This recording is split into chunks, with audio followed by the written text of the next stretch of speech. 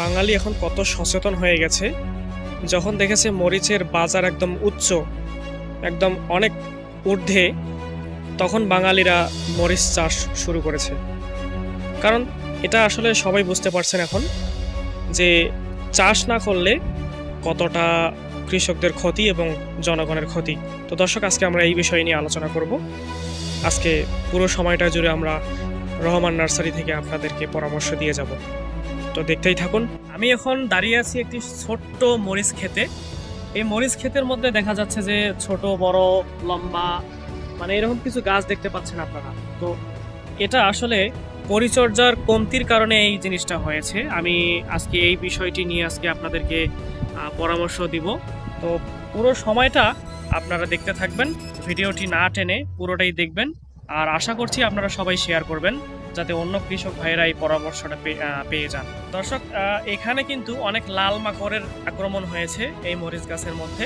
তো আমরা সাধারণত যখন মরিচ ক্ষেত আমরা লাগিয়ে থাকি তখন আমাদের আসলে আমরা যারা কৃষক কিংবা শখের বসে যারা আমরা এভাবে চাষ করে থাকি পারিবারিক চাহিদা পূরণের জন্য, কিংবা যারা বাণিজ্যিকভাবে চাষ করতে চাচ্ছেন, যারা যেভাবে লাগিয়েছেন, আমি আজকে এই বিষয়গুলো আপনাদেরকে আজকে জানিয়ে দিতে চাই। যে সেটা হচ্ছে যে আমরা লাল মাকড়ের আক্রমণ যখন মরিচ ক্ষেতের মধ্যে হয় তখন আমরা কিভাবে এটাকে রোধ করব, আমরা কিভাবে এর পরিচর্যা করব।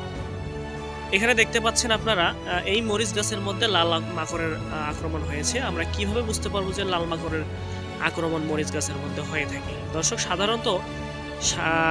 সাধারণত আমরা যে জিনিসটা দেখতে পাই যে স্বাভাবিক একটা মরিচ গাছের কিন্তু এরকম পাতা হয় না। দেখেন আপনারা, এই পাতাগুলো কেমন কোঁকড়ানো, কেমন চিকন হয়েছে এবং গাছ কেমন ঝোপালো হয়েছে।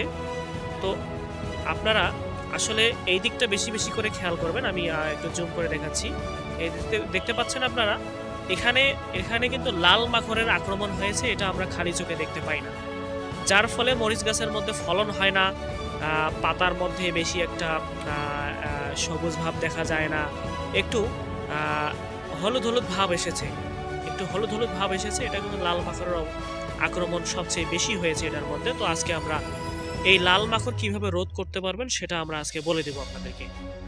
তো এরকম যখন লাল মাকড়ের আক্রমণ হবে তখন আমরা একটা জিনিসই ইউজ করব, সেটা হচ্ছে এক নামেই সবাই চিনবেন হয়তোবা, সেটার নাম হচ্ছে প্রোটেক্ট। এই কীটনাশকটা, এই প্রোটেক্ট কীটনাশকটা আপনারা যখন স্প্রে করবেন ভালোভাবে, তখন আসলে আমরা দেখতে পারবো যে এই লাল মাকড়ের আক্রমণটা একদম রোধ হয়ে যাবে। তো দর্শক, আমরা আরও কিছু বিষয়ে জানতে পারবো। তো এই এত লং ভিডিওতে আমরা আসলে আমাদেরও জানানোর খুব কষ্ট আসলে হয়, কারণ এত লং ভিডিও মানুষ দেখতে চায় না, দর্শকরা দেখতে চায় না। তো আমরা পর্ব আকারে আমরা এসব আমরা পরামর্শ এবং তথ্য আপনাদেরকে জানিয়ে দেব। তো দর্শক, আপনারা চোখ রাখবেন রহমান নার্সারির পেজে, ফলো করবেন।